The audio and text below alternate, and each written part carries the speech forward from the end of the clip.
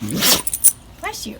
So a lot of you may remember that I built a dog bowl feeding station for this girl here a few years back.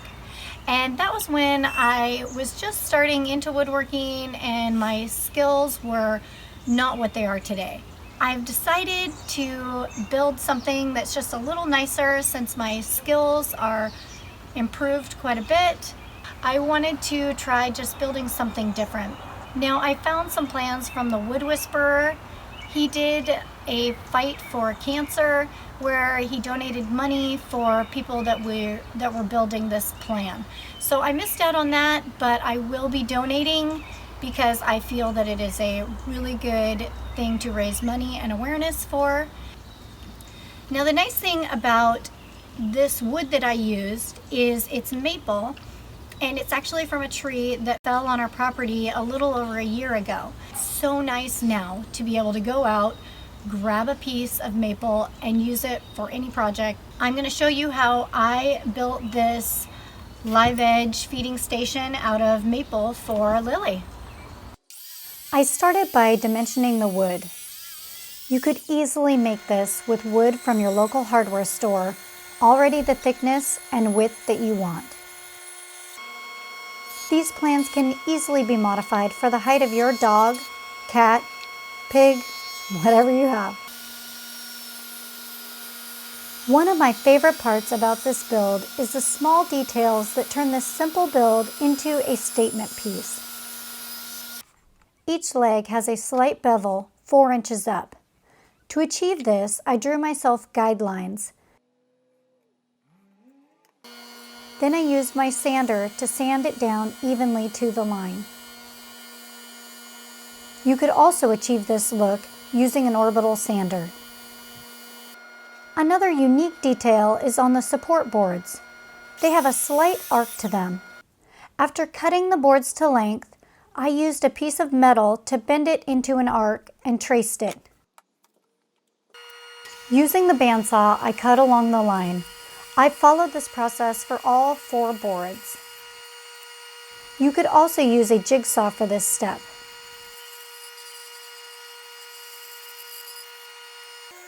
I sanded as I went, since I knew it would be easier than when it was all assembled.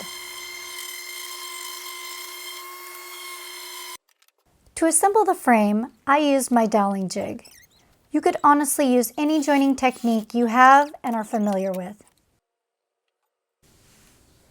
These doweling jigs are so handy and so easy to use.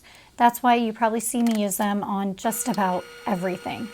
So my original doweling jig you do see me use here, and it was just a cheap thing that I bought. It actually broke, and I have put it back together to continue and keep using it, mainly just because it's so easy and simple to use.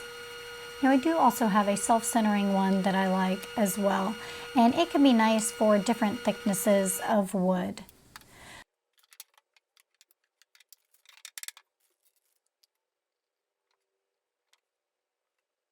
You see me measuring the dowels here, and that's just to make sure that I drilled deep enough to make sure that the dowels will fit into the other piece. I've had it happen before where I drill just a little too closely to the exact size I need and the piece doesn't fit in quite right. Then you end up having to pull it out. There's a big glue mess and it just ends up a big messy situation.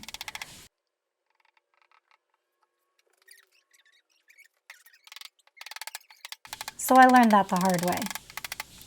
Then I always like to use clamps just to hold it together while it dries.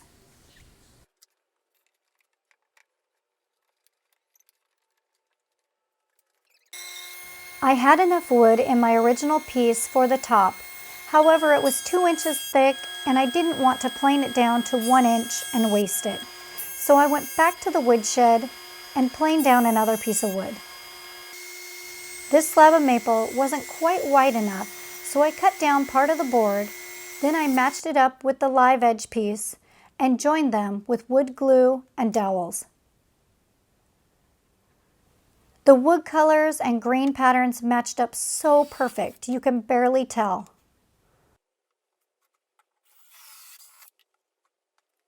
As I mentioned before, this is my self-centering doweling jig, and it worked great in this situation because these pieces of wood were 1 inch thick and my other jig only does 3/4 inch pieces of wood. So this gets it directly in the center so that I can connect these boards exactly where I want them. And with this was a little hard to clamp just because I had the live edge on the side, but I did what I could and made sure to clamp it in there solid just so that it would dry completely together with no gaps. Totally unnecessary, but I used my circle jig to cut templates for the holes. I am a visual person, so this just helped me to get the placement right and really see how it was going to look in the end.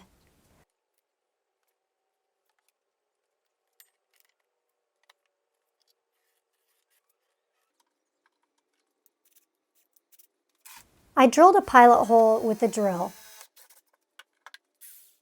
and used the jigsaw to cut the holes. Ah, there goes my drill. I did face a few issues here. The plans used a bowl that required a 6-inch hole. Sadly, I waited until this step to measure mine, and they apparently require a 7 3/4 inch hole. I positioned them so everything still works. However, with the bowls out, you will see the frame slightly, which is not ideal.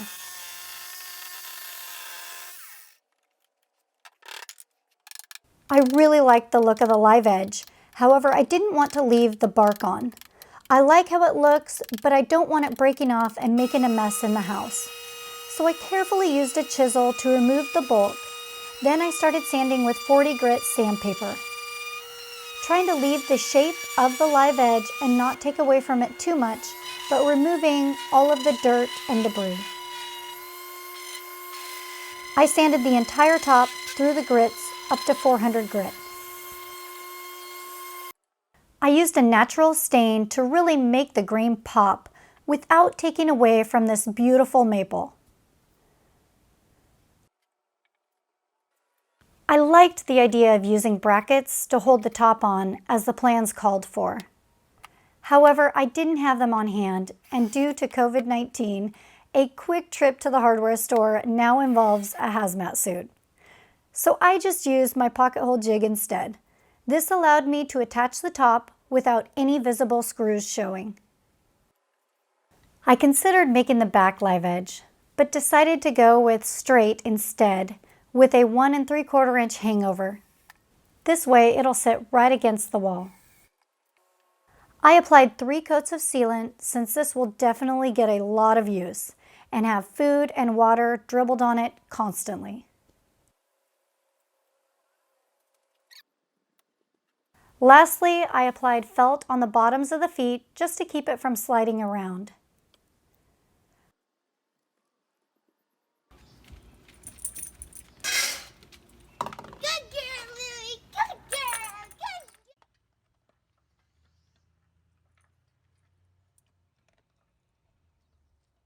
Thank you for watching, and don't forget to subscribe so you don't miss out on future builds.